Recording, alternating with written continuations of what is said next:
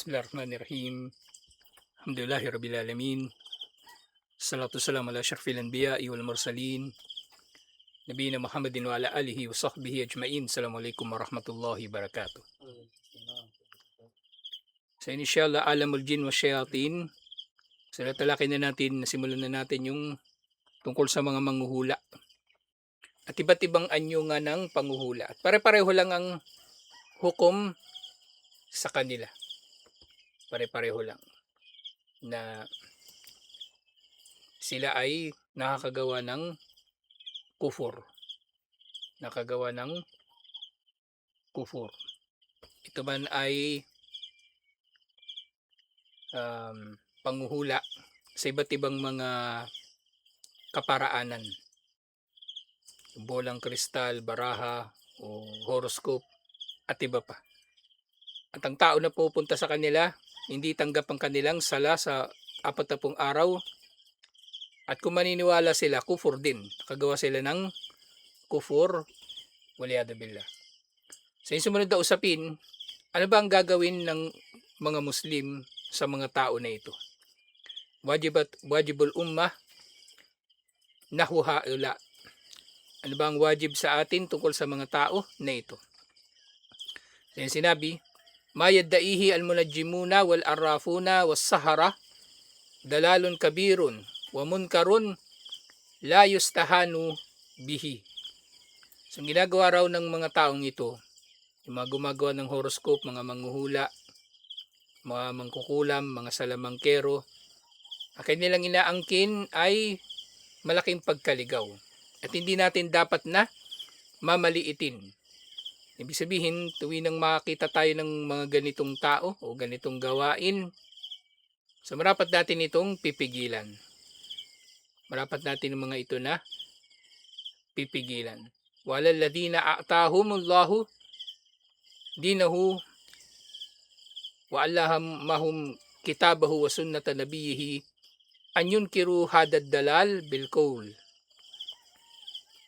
So para sa sino man na biniyaan ni Allah ng gabay patungo sa relihiyon na ito at binigyan ni Allah ng kaalaman tungkol sa aklat, sa Quran at sa Sunnah, ay marapat na puksain nila ang mga ito unang-una sa pamagitan ng pananalita.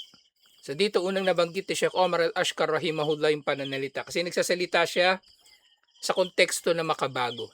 So maaring walang pinunong Muslim sa isang lugar o walang gobyernong Muslim. So sa ganito nila pipigilan ang malaking kasamaan na ito. Kaya nga 'di ba yung hadith tungkol sa pagbabawal sa munkar, man ra'a minkum munkaran falyughayyirhu biyadihi. Ang magbabago sa munkar sa pamagitan ng kanyang kamay ay yung merong otoridad. Ang pinuno sa kanyang nasasakupan at ang mga magulang halimbawa sa kanyang pamilya at iba pa. Wa illam yastati fa bi lisanihi. At kung hindi niya kaya ay sa pamagitan ng kanyang dila. Ibig sabihin, kung wala naman siyang otoridad sa bagay na yun, at kung papakialaman niya halimbawa, yung mangkukulam, di ba? Sisirain niya yung mga gamit ng mangkukulam, susunugin niya yung bahay ng mangkukulam, lalatiguhin niya yung mangkukulam, ipapakulong niya, papatay niya, hindi pwede. So, sa pamagitan na lang ng pananalita. Either, kakausapin niya yung mangkukulam,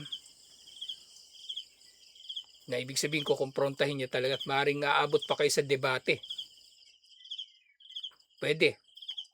O, babalaan ng mga tao laban sa kanila na mas malamang, mas madaling gawin kaysa sa magdaawa sa mangkukulam o sa manghuhula, sa lamangkero at iba bang katulad nila. Wa yuwaddihu hadal batil bil hujjati wal burhan. Yung nga, lilinawin niya ang tungkol sa kasamaan na ito sa pamagitan ng malilinaw na mga patunay at ebidensya. At lahat tayo may kakayanan dito. Lahat tayo mayroong kakayanan dito, inshallah, na magsalita laban sa mga manghuhula o sa lamangkero sa pangkalahatan. Hindi mananahimik lang tayo. Kasi nga, nakasalalay dito yung relihiyon natin eh. Maaaring yung tao, pabayaan natin yung mga tao na tumatangkilik sa manghuhula o mangkukulam, naliligaw na pala sila. E ano tayo ngayon sa kalagayan na yun? Piping demonyo. Hinahayaan lang natin na umiral ang kawalang katarungan, hinahayaan lang natin na umiral ang kasamaan. Sa mga pagkakataon na ito, hindi sapat yung inkar, yung tatratuhin nating munkar ito o masama sa pamagitan lamang ng ating mga puso. Kaysa pamagitan nung naunawaan natin ito sa pamagitan ng hadith, di ba? Pag hindi niya kaya sa pamagitan ng kanyang kamay, sa pamagitan ng kanyang dila, wa illam yastati fa bikalbihi. At kung hindi niya kaya pa rin sa pamagitan ng kanyang dila, kamuhian niya ito sa pamagitan ng kanyang puso, wadalika adaful iman. At ilang beses natin ito natalakay. Anong ibig sabihin ni Propeta Muhammad sallallahu alaihi wasallam na bakit kapag kinamumuhian ng tao sa kanyang puso lang ang munkar na hindi naman niya pinipigilan ay mahinang pananampalataya o pinakamahina na pananampalataya, pagpapakita ng pinakamahinang pananampalataya. Kasi kapag ikaw, kahit sa puso mo, hindi ka nakakaramdam ng pagkamuhi sa kasamaan, ibig sabihin wala kang iman. Yun na yung threshold, yun na yung bottom line, yun na yung pinakamababang iman. Ang at least, mamuhi ka sa kasamaan. Ibig sabihin, kapag hindi ka namumuhi sa kasamaan, tinatangkilik mo pa ito, yung mga mangkukulam, mga manghuhula, wala ka talagang iman. Wala ka talagang iman. Pero sa kalagayan nga na ito, sinimulan dito ni Sheikh Omar Al-Ashkar ang tungkol sa pagsawata, pagpuksa sa mga ganitong gawain sa pamagitan ng pananalita. Kasi nandito sa kalagayan na ito ang karamihan sa mga Muslim sa panahon natin ngayon. Nandito sa kalagayan na ito. Lalong-lalo na sa mga lugar na maimpluwensya ang mga manghuhula o mangkukulam, lalo na lugar ng mga Muslim, maaring wala tayong makikita na tagapagtangkilik o protektor o yun nga wali na kabilang sa Ahlus Sunnah. Kung ganun, na yun nga, hindi natin mapapatawan ng parusa yung mangkukulam, hindi natin may papakulong, pigilan natin ang mga ito sa pamagitan ng pananalita. At ang pananalita natin syempre, sa pamagitan ng mahusay na pananalita, sa pamagitan ng ebidensya at mga patunay sa pananalita. Pero syempre, binanggit din ni Sheikh Omar Al-Ashkar ang tungkol sa dapat gawin ng mga merong otoridad. So dito siya nagsimula sa call. So dapat magsasalita tayo laban sa mga ito. Hindi mananahimik lang tayo. Hindi sapat yun Hindi sapat.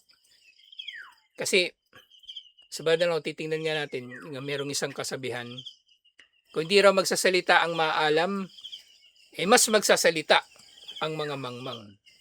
So dapat hindi tayo papatalo sa kanila. At sa ganito mga pagkakataon nga, may kita natin yung impluensya talaga ni Satanas sa mga taong ligaw. May kita niyo yung mga ligaw, tuwinang napupuna sila o itinatama, nagkakaisa sila. Matinding pagkakaisa. Na yung pagkakaisa nila, mas matindi pa sa pagkakaisa ng matutuwid. Diba, merong inaapi. Diba? Tapos yung mga tao, yung mga masasama, magkakampihan yun ng mas matindi pang kampihan kaysa sa kampihan ng matutuwid. Siyempre, dinulot na ni Allah na magiging pagsubok sa mga tao. At siyempre, bulong na rin yun ni Satanas sa kanila. So itong mga ito, magkakampihan ng mga ito, magtutulungan upang puksain ang liwanag ni Allah. So ganun din yung mga mananampalataya, dapat magkampihan sila at magtulungan laban sa pagkaligaw. At hindi tayo dapat nagpapatalo. Kung sila malakas yung loob nila, makapal yung mukha nila, lakasan din natin ang loob natin. Hindi natin kailangan ng kapal ng mukha kasi nasa katotohanan tayo. Ang kailangan natin ito, maging matatag sa mga patunay at ebidensya, maging matatag sa katotohanan. Dito nga sa kalagayan na ito, yung magsasalita tayo laban sa mga kasamaan na ito. Sasalita tayo, mangangaral, magbababala, lalo na sa ibang tao. Kasi maaring hindi na natin makakausap yung masamang tao. Yung manduruga sa libaw, hindi mo na makakausap yan eh. Ang makakausap mo yung ibang tao na mababalaan sila, inshallah. O dito sa kalagayan nito ng mga manghuhula, yung mga tao na, yung publiko, yung masa, ang kakausapin natin tungkol sa usapin nito. Pero doon sa nasa kalagayan ng pamumuno, walal ladina fi aydihim as-salta an yaqudu ala aydi haula'i alladina yaddauna al-ghaiba min al-arrafina wal kahina wadaribi ar-ramla wadaribi ramli wadaribi ramli pala wadaribi ramli wal hasa wan nadirina fil yad al-finjan wa alayhin an yamna'u nashra kasabalatihim fi suhfi wal majallat. So, para doon sa merong otoridad, so gagamitin nila yung kanilang mga kamay, yung kanilang otoridad, yung kanilang kapangyarihan laban sa mga tao na ito. Ibig sabihin, physical nilang gagawin ito. Magpapatupad sila ng batas, magpapatupad sila ng mga parusa, at iba pa. Utusan nila yung mga pulis, utusan nila yung mga sundalo, utusan nilang sino man na magpapatupad ng batas. Kasi sa Islam, napakasimple ng Islam eh. Sabi nila yung mas ma-appreciate natin ngayon ng Islam eh, sa mga kaguluhan ngayon sa Senado lalo na o sa Kongreso, di ba? Hindi sila magkasundo kung ano bang interpretasyon ng batas. Tapos kaya nga meron ng proposal nung nakaraan eh. Tanggalin na yung Senado tsaka yung Kongreso. Kasi lahat naman ng batas na imbento na eh, nagawa na. Hindi na kailangan gumawa ng bagong batas. I-interpret na lang uli yung batas. Kung ini-interpret na lang ng ini-interpret pala yung batas, bakit pa may Senado tsaka Kongreso? Sa Islam, hindi kailangan ng Senado at Kongreso kasi malinaw na yung mga batas eh. I-interpret na lang yun ng Qadi, ng judge. Interpret niya ang Quran at Sunnah. Kaya gumugulo lalo sa kanila eh. Kasi yun nga, may kanya-kanyang interpretasyon sila ng batas. So dito sa atin, ipapatupad na lang eh. Napakalinaw na ng batas sa atin, alhamdulillah. So ipapatupad na lang ng pinuno. Laban sa mga tao na nagpapakilala na nakikita nila yung nalilingid, katulad ng mga manghuhula, mga iba-iba na yung nabanggit dito na na paraan ng panghuhula at yung tawag sa kanila. So dito, yung mga yaddaunal gaib, so ito na yung mga manghuhula sa pangkalahatan. Yung arrafin at yung kahana, so ito pa yung dalawang special na uri ng manghuhula. Sa maaari may kinalaman sila sa jin o wala. Yung dari bir ramal wal hasa, ang panghuhula nila sa pamagitan ng maliliit na bato. Inobserbahan nila yung maliliit na bato. Maaaring pagagalawin nila yun, kakalog-kalog nila sa isang lagayan, tapos pag bumagsak yun, i-interpret nila kung paano bumagsak. Tapos yung nadirina fil yad, yung mga nagbabasa ng ng palad, yun, uso yun dito sa Pilipinas. At marapat na pagbawalan nila ang mga ito na magpakalat ng kanilang pagkaligaw sa mga dyaryo, magazine at ngayon sa panahon ng internet, sasawatahin din sila sa internet. Saan man sila naroon, sasawatahin sila. Kung meron silang opisina, ipapasara yun ng pinuno ng mga Muslim. Meron silang opisina, ira-raid yun, ikukulong sila, pati mga kasabwat nila. At syempre, tutulungan kung sino man yung nabibiktima nila. Wayo akibu man yatadaharu bibadaatihi wadalalatihi fit turuqat. Yung nga itong pinuno na ito, kailangan niyang parusahan din ng mga ito. At ang pagpaparusa sa mga ito ay gagawin na nakikita ng publiko. So ito yung dahilan kung bakit ang malalaking mga krimen sa Islam, ang parusa, ipinapakita sa publiko. Pugot ulo sa mga malalaking krimen. Sa mga nakapatay ng gahasa, may kasong drugs, mga tulisan, pinapakita sa mga tao. At putol kamay sa magnanakaw, latigo para sa mga chismoso at iba pang mga kaso na malalaki na depende sa ta'zir ng pinuno kung ipapataw niya yung paglalatigo. Agayon din pala sa zina, para sa zina ng binata't dalaga na hindi pa nakaranas mag-asawa, latigo din. Lahat yun publiko. Nang sa gayon, mabababalaan ng mga tao. May kita nila na umiiral ang katarungan. So, dapat gawin nila ito sa mga lansangan na makikita ng mga tao. Kaya nga sa Riyadh, di ba, doon sa plaza, sa tapat, napunta ka na ng Pugot Ulo. Hindi mo napuntahan. Doon sa plaza, sa tapat mismo ng korte. Malapit tayo sa Batha. Kaya pag kami pinupugutan, dami tao doon, pati mga Bengali, pinakamarami doon eh. Pinakamarami sila doon na audience. Wakaddamallahu Bani Israila litarkihim at tanahi anil munkar. At si Allah nga pinipintasan niya ang angkan ng Israel sa kanilang pagtalikod sa pagbabawal sa munkar. Nga sabi ni Allah tungkol sa kanila, Suratul Ma'idah verse 79, Kanu la yatanahawna an munkarin fa'aluhu labi'sa ma kanu yaf'alun. Ang mga Hudyo raw, hindi nila pinipigilan ng isa't isa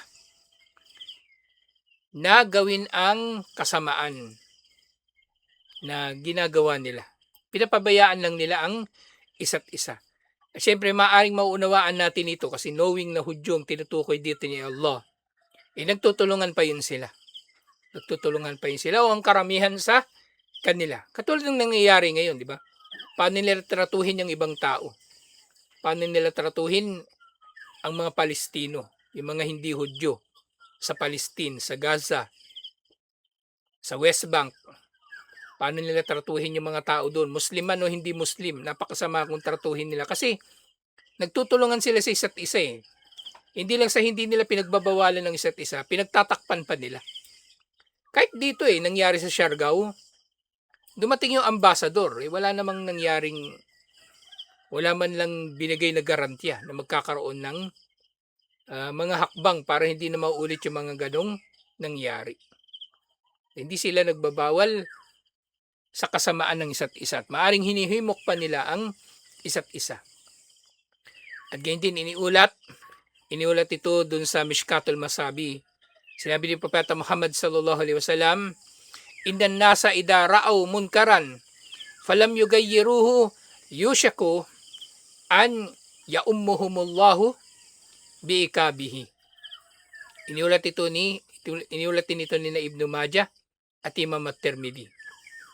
Sabi ni Propeta Muhammad sallallahu alaihi wasallam, tunay na ang mga tao kapag sila ay hindi nagbago sa kasamaan na nakikita nila, maaring parurusahan sila ni Allah lahat-lahat.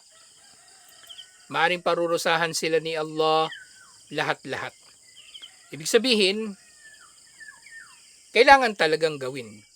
Ngayon, hindi kaaya-aya para sa ibang mga tao na mayroong nag-uutos ng kabutihan at nagbabawal sa kasamaan. Tawag pa nga nila fitna daw, fitna. O sabihin nila, nagkagulo dito kasi ikaw nagsalita ka pa eh. Tahimik sana dito dati eh. Nagsalita ka pa, pinagbawalan mo pa yung gumagawa ng munkar. Diba? Nagsalita ka pa tungkol sa mga bagay na yan, magulo tuloy. Hindi siya ang nagdulot ng kaguluhan. Ang nagdulot ng kaguluhan, yung gumagawa ng masama. Bawa ikaw, di ba? Pinuna mo yung katiwalian. Hindi ikaw ang nagdulot ng fitna. Yung katiwalian ang nagdudulot ng fitna. Ginawa mo lang ang dapat mong gawin. Kaya nga, para sa mga naninindigan sa katotohanan, hindi sila pwedeng basta-basta magpapa-apekto sa sinasabi ng tao lalo na. Kasi yung lagi ko sinasabi, may sa demonyo eh. May sa demonyo yung masasamang tao. Tinuturuan sila ni Satanas kung anong sasabihin sa mga tao. Nang sa gayon, madya-justify yung kasamaan, magmumukhang tama yung mali. At magmumukhang masama yung tama. At yun, isa sa mga, kaya pa, kumbaga, Pangalagaan natin yung salitang yan, salitang fitna. Kasi inaabuso yan ng masasamang tao. Inaabuso. Ang tawag nila sa nagbabawal ng kasamaan, nagpapalaganap ng fitna. Ang tawag nila sa pagbabawal sa kasamaan, kawalan ng hikmah. At iba't iba pang mga ibinibintang nila. Yung itatanim natin lagi sa puso natin. Kung nasa tama tayo, hindi tayong nagdudulot ng fitna. May fitna dati pa. Sinawatan natin pero nanlaban. Kaya nagkaroon ng fitna. Hindi fitna ang pagsasalita laban sa kasamaan. Kasi yun nga, kung mananahimik lang tayo, maaaring mangyari sa atin ito. Yung sinabi ni Propeta Muhammad sallallahu alaihi wasallam, kung ang mga tao, hindi nila babaguhin ang munkar na harap-harapan na nilang nakikita, lalo na, maaaring parurusahan sila ni Allah lahat-lahat. Yung mga gumagawa ng munkar, pati yung mga hindi gumagawa ng munkar. Parurusahan sila lahat-lahat. Ngayon tatanong ng tao, bakit pati mga inosente parurusahan? Walang inosente rito sa usapin na ito. Hindi sila inosente. Kasi, nung pinayagan nila na mangyari yung kawalang katarungan, ibig sabihin kasabwat din sila. Maring hindi sila nakikinabang sa pera, di ba? Pera na ninakaw, di ba? O hindi sila nakikinabang mula sa mandurugas. Pero yung kanilang pananahimik ay isang anyo ng pagpayag, pagpapahintulot na mangyari ang bagay na yun. At yung makikita mo rin itong mga tao na ito na tahimik sa kasamaan, sila ngayon ang pinakamaingay. Kapag sinawata ang kasamaan, sila itong mga nagbibintang ngayon na may fitna, nagdudulot ng fitna. So, baliktad yung utak ng mga tao na ito. Na dahil dito, karapat-dapat nga sila sa parusa ni Allah. Yung sinabi dito, di ba? Innan nasa idha ra'ul munkar la yugayyiruhu aw syaku an ya'ummuhumullahu biikabihi. Tunay na mga tao kapag nakita sila ng munkar at hindi nila ito binabago, maaring lahat-lahat sila parurusahan ni Allah. Kahit yung mga walang direktang kinalaman sa munkar o hindi naman nakikinabang doon sa munkar, pero ang kanilang pananahimik ay isang ang anyo ng pagsang-ayon. Kaya nga tawag sa kanila piping demonyo. Mga piping demonyo. Kahit sa English, ganito ang tawag sa kanila mute devils. Demonyo rin sila. Kasi pinapayagan nila mangyari yung kasamaan Kasi kung mabuti kang tao, di dapat pinigilan mo. Di ba? Iniisipin nila, di ba? Hindi namin pinapakialaman yan kasi maliit na bagay lang naman yan Di ba? Sabihin nila, di ba? Meron ng durugas, meron ng nangungurakot. Hindi nila pinapakialaman daw kasi maliit na bagay lang. Anong maliit na bagay? Di ba? Pera ng umma, pera ng mga Muslim, tapos maliit na bagay para sa iyo. Tapos sasabihin nila, di ba? Marami silang ikakatwiran. Hindi namin pinapakialaman yan kasi wala namang napipinsala, siya lang O kaya balang araw sisingilin naman yan ni Allah, si Allah nang bahala dyan. Hindi ganun Hindi ganoon. Sige, sasabihin natin na di ba? Pera lang naman yun. Pera lang lahat, di ba? Tatanungin tayo ni Allah tungkol sa lahat ng bagay. Kahit piso yan na nawawala, hanapin natin yan. Hanapin natin papanagutin natin. O kaya yung sasabihin nila si Allah na yung bahala. Oo, si Allah na yung bahala. Oo, may araw ng paghukom. Pero inutusan tayo Pinagutusan tayo na mag-utos ng kabutihan at magbawal sa kasamaan. Itutuparin natin yun. At pag pinag-utos ang isang bagay, ibig sabihin wajib. At kapag wajib, pag ginawa mo may reward. Pag hindi mo ginawa, may parusa. Pero ng itong mga tao na ito, kaya sila tahimik kapag may munkar, tapos maingay sila kapag sinisita na yung munkar, sinasabi nila nagkakaroon ng fitna. Yun nga ang katotohanan niya, masaya sila kasi sa nangyayaring masama. Nangyayari sila. Oo, ganun sila kaduwag. Na mas natatakot sila doon sa kriminal kaysa kay Allah. Wala tayong katatakutan na tao kahit sino pa yan. Kahit sino pa yan, sisikapin natin na maipag-utos ang kabutihan at maipagbawal ang kasamaan. Kaya napakaganda ng kwento do Suratul Buruj. 'Di ba yung bata tsaka yung mga tao. Um, Kwento yun ng paninindigan sa katotohanan, alhamdulillah. Ito nga sa kalagayan ng marami sa mga Muslim ngayon, lalo na tayo. Maliit pa ito kung iahambing sa pinagdaanan nila. Mas dapat tayo na magkakaroon ng higit na paninindigan. Kasi hindi pa naman nalalagay sa panganib yung buhay natin. Kaya naman nating manlaban kung darating man sa ganoong pagkakataon. Wala tayong katatakutan. Inshallah, wala tayong katatakutan na anuman, alhamdulillah. Si Allah ang magpoprotekta sa matutuwid na mga alipin niya. Kaya kung nais natin na protektado tayo ni Allah, magpakamatuwid tayo, inshallah. Katulad ng paanong prinotektahan ni Allah yung bata, di ba? Sa Suratul Buruj at iba't iba pang mga mananampalataya sa paglipas ng panahon, alhamdulillah. So, ito yung usapin tungkol sa mga manghuhula na dapat nga tayong maninindigan laban sa kanila. Dito nabanggit yung tungkol sa di ba marami na nabanggit na tungkol sa mga jinn sa tinatalakay natin na libro. So dito lang nabanggit yung tungkol sa amru bil ma'ruf wan nahyu anil munkar. Kasi ito yung salamangka na laganap Laganap. Mas laganap siya kaysa sa pangkukulam. Diba nang may mangkukulam, di ba? Kasi ito manghuhula. Mas sila mas laganap sila mas kilala sila ng mga tao. Pero kung meron man tayo makikilala mangkukulam, pareho lang. Pareho lang. O kaya hindi siya manghuhula, o mangkukulam, magician. Di ba? Nagmamagic. Pareho lang din. Pagbabawalan natin sila inshallah sa abot ng ating makakaya. Alhamdulillah. So, tutuloy natin ito inshallah. Yung sumunod na usapin may kinalaman pa rin sa mga kababalaghan at ito maganda na itong sumunod na na naman bahagi. Yung tungkol sa mga UFO, mga alien. Sa bandang huli maaring may sasangkot din sila sa mga jinn. Yung mga usapin na ito. Kaya nga minsan tinanong si Dr. Bilal Phillips tungkol sa mga UFO. So maaring yung nasasaksihan ng tao, jinn. Pero dahil nasa makabagong panahon na tayo, mga familiar na tayo sa mga eroplano at mga bagay na lumilipad, inisip natin yung bagay na yun ay physical na bagay, yung alien.